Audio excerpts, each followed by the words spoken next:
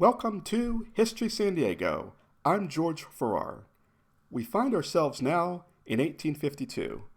The first sheriff of San Diego County, Agoston Haraszthy, was a Hungarian nobleman. He moved to the United States and by 1850 was living in San Diego. He grew a fruit orchard and vineyard in the San Diego area, operated a stagecoach line, and was involved in developing the Middletown area. He was elected county sheriff and city marshal in 1850 and was also a California assemblyman representing San Diego for a brief time in 1852. Unfortunately, as sheriff, he was bedeviled by the Guerra Uprising, which we talked about in our prior show, and the usual tasks confronting a sheriff back then, as is today, maintaining law and order. He led the effort to reform the new government, which resulted in the city council being replaced by a board of trustees. His time in office would be short. Sheriff Haraszthy, along with others in the government, were in a no-win situation. A small city, striving, following the gold rush, which brought a boom of commerce into the area, but which just as quickly dried up. The powers and the flags had changed from Spain to Mexico and now to the United States of America. But the dilemma remained. Attempts for new development had stalled. William Heath Davis had moved to San Francisco, but his and the work of other San Diego area visionaries, including Sheriff Haraszthy's local investments in business, became a part of the city's history. The mantle of big-time developer will be taken up by Alonzo Horton in the mid-1860s. In 1850, using funds from the new city government, Sheriff Haraszthy led the construction of the county's first jail, a cobblestone structure that eventually failed in its primary purpose, keeping a criminal in captivity. Just to get it built was a fiasco. As tends to happen with public infrastructure projects, there were cost overruns. Facing no choice but to continue, the council paid up. The jail opens, and later along comes Roy Bean. If the name Roy Bean sounds familiar to you, it's because in his later life in Texas, he branded himself as the only law west of the Pecos. He was the brother of Joshua Bean, the first mayor.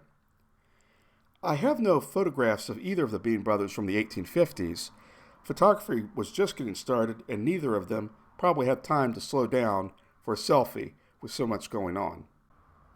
By January 1851, Joshua Bean had resigned as mayor when he was denied a pay raise. While he would play a major role in the area later in 1851, encouraging Native Americans to not pay their taxes and putting down the Guerra Uprising, he eventually moved to Los Angeles and ran a saloon called the Headquarters. Meanwhile, in San Diego in February 1852, John Collins, a Scotsman, challenged Roy, a local ladies' man, to a duel on horseback. Bean injured Collins. Both men were arrested and charged with assault with murderous intent. After 2 months in captivity, during which he was known to receive letters and gifts from women, legend has it that he used his charm to entice one or more of his female admirers to smuggle knives hidden in tamales into the jail, and he simply dug his way out. He made no effort to hide his escape, supposedly partying in a local tavern after the escape. In November 1852, his brother Joshua Bean was murdered outside of Mission San Gabriel up in Los Angeles. Joshua Bean had had a fast life. Elected mayor, the first mayor, in April 1850, he resigns in January 1851, embroiled in the Guerra Uprising in late 1851, murdered within 2 years after being elected San Diego's first mayor. Roy Bean took over running the saloon, the Headquarters, for a while.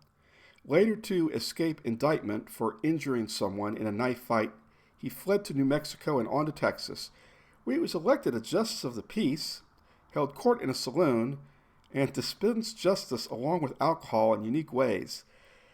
Here are some stories from legendsofamerica.com, and these are kind of the interesting stories that really give you an idea of what was going on in what was still frontier justice towards the end of the frontier days.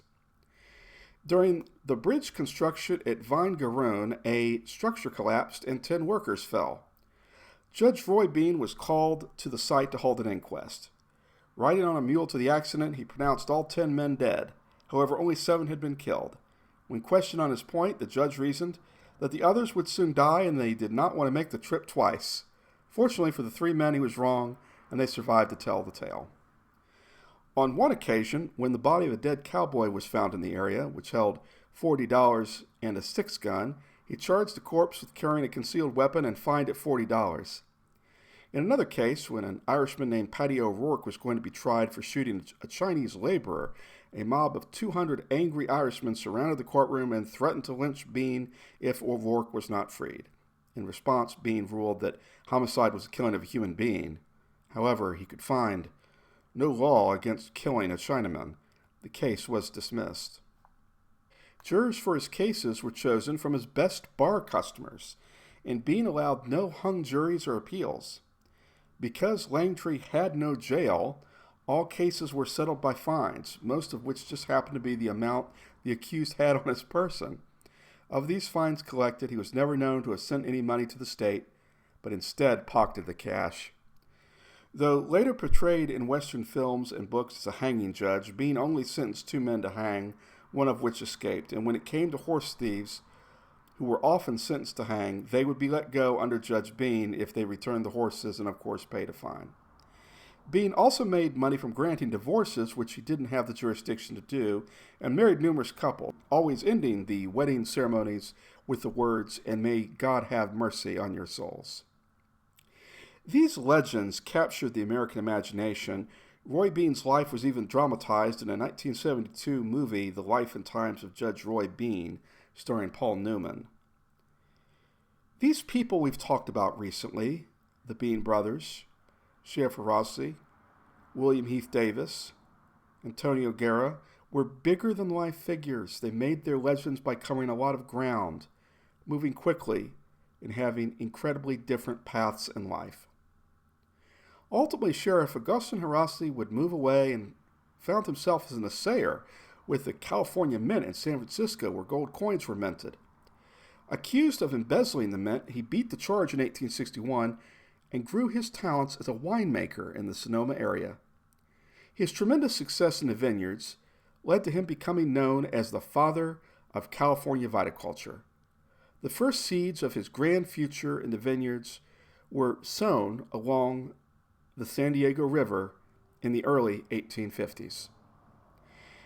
For these people, San Diego was ultimately just a place on their own pathways, a means to an end, on a path, some to legend and tragedy, others to legend and prosperity. I'd like to thank you for watching today's History San Diego show. And I'd like to encourage you, if you haven't already done so, to please subscribe to this YouTube channel. Now on History San Diego, we do mostly monthly shows each month except in the summer, and we have a summer show in August. I have a website called theleftturnetwork.com where all shows are, and also I have a Facebook group page called History San Diego, where you can enjoy even more San Diego history, photos, illustrations, postcards, articles, etc. So I'd like to, once again, thank you for watching. See you later.